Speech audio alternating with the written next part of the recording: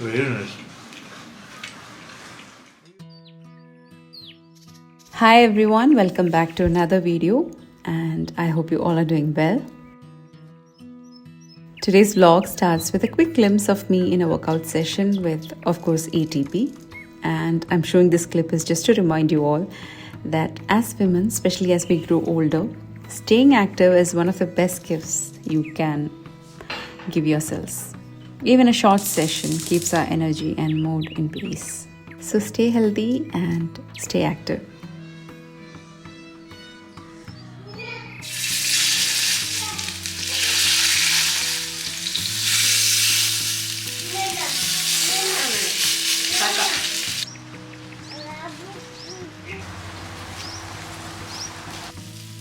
Kids came home from school and I had little chores left. I fried some fish pieces for them to have for lunch along with rice.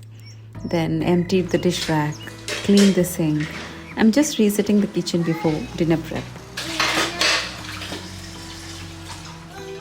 I usually plan my dinners a day ahead, and on busy days we keep it super simple, especially when there are leftovers. And to keep the kids excited, I always tell them, tomorrow I'll make something special.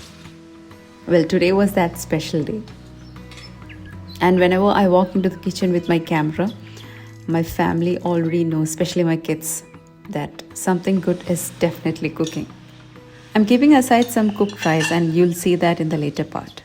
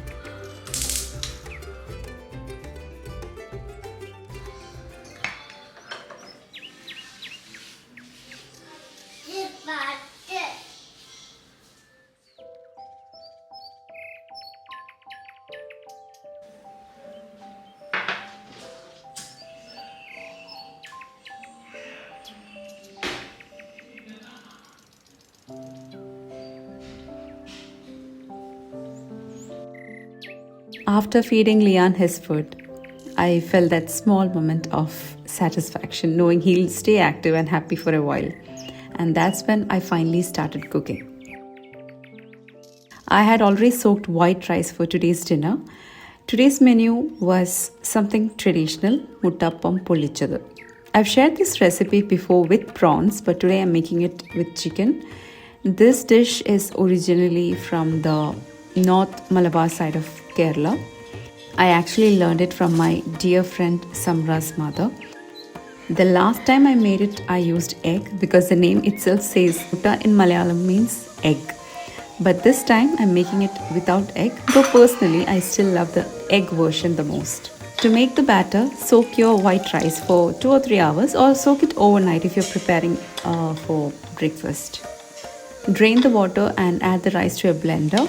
For every cup of rice that you have used, you need 1 spoon of cooked rice. That's why I kept a little cooked rice aside during lunch.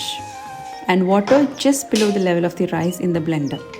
The batter should be slightly looser than dosa batter, but not as thin as neer dosa.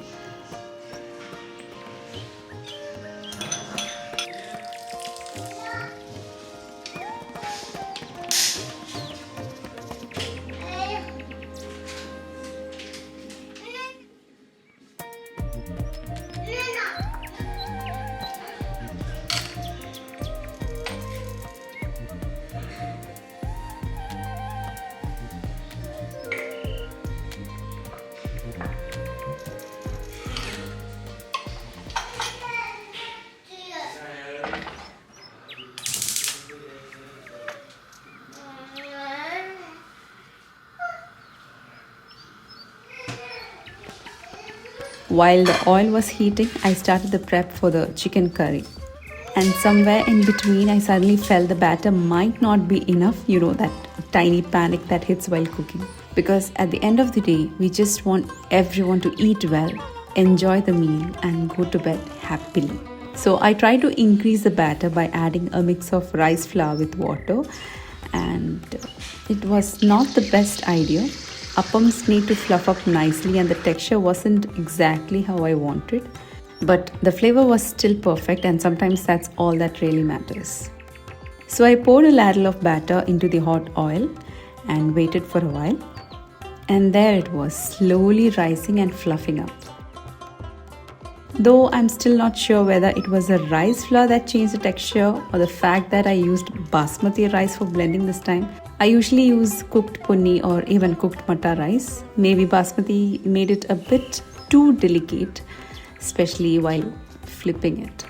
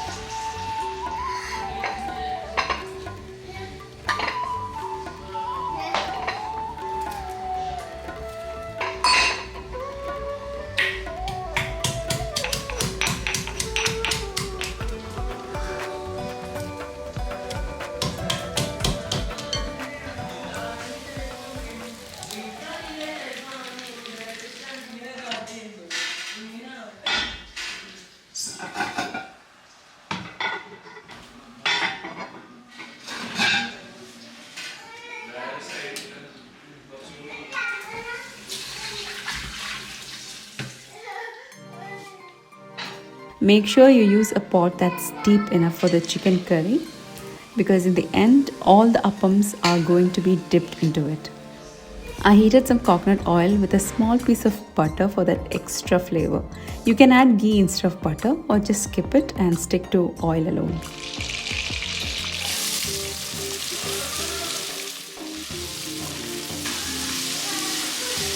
First, saute the onions until they turn almost fried, that deep golden brown stage.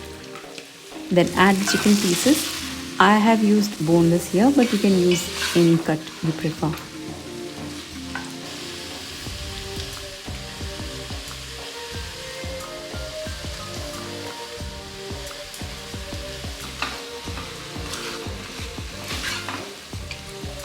To let the raw smell disappear faster, I just covered it for a few minutes.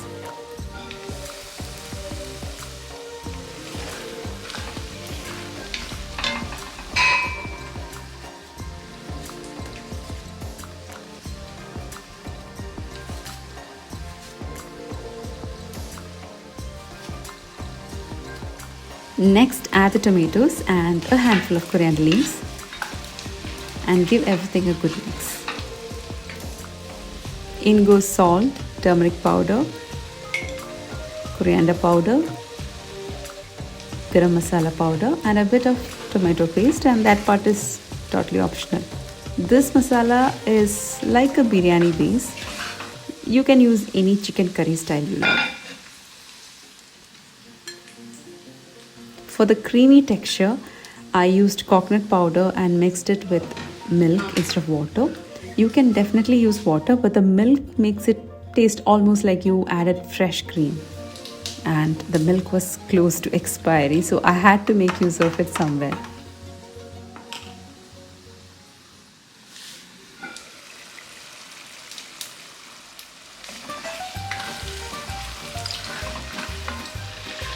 Pour in the milk mixture and let the curry boil just for a few seconds.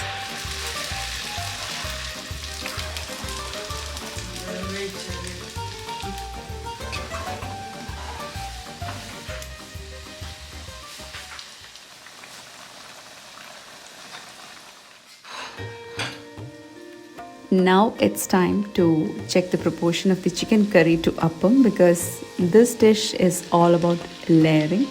You need enough curry to soak through every layer. So start by taking out the curry, keeping in only what's needed for the first layer. The rest just keep in the bowl and keep aside.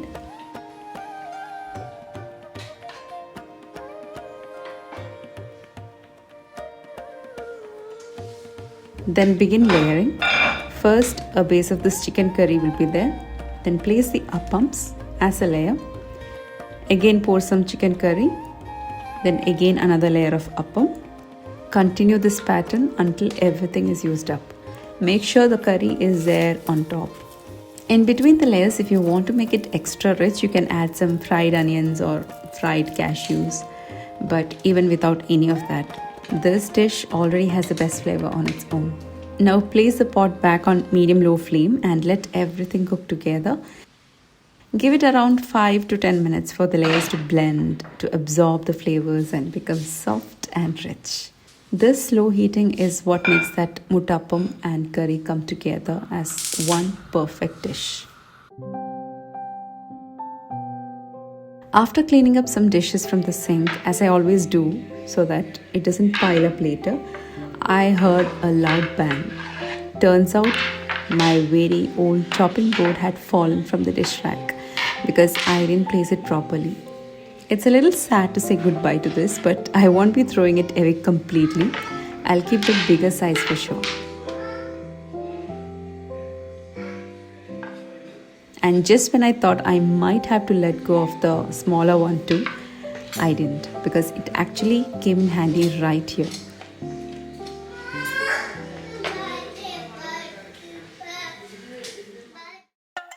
And finally, it was time to serve dinner. This dish turned out so tasty. I actually had it for the first time at a restaurant here, Ami's Cafe. I have mentioned about them even before, and it brought back all those flavors because it's been a while since we went there.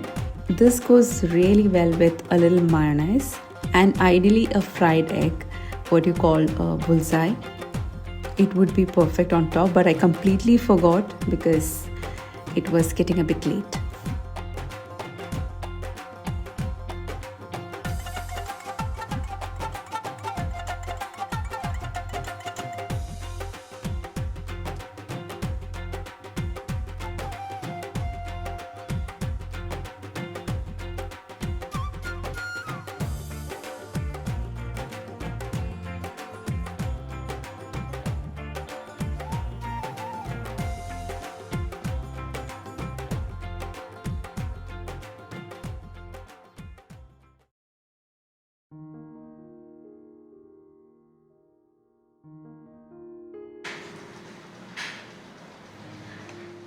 There was a little leftover and kids insisted on keeping it for their tiffin next day. So I stored it carefully in 2 bowls to heat up the next morning.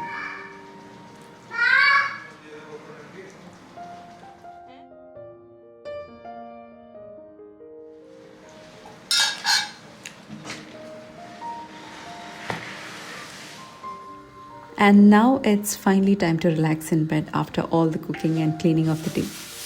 Moments like these make it all worth it. Days like today remind me that it's not just about the food we cook, but the moments we share around. The laughter of kids, the little conversations, even the mess in the kitchen, it all becomes part of our story. Family time is priceless, and the simplest days often turn out into the most beautiful memories. So cherish these moments, celebrate togetherness, and remember, it's love and care that make a house a home. I hope you enjoyed watching today's video, and I'll see you in my next one soon. Until then, take care everyone. Bye-bye.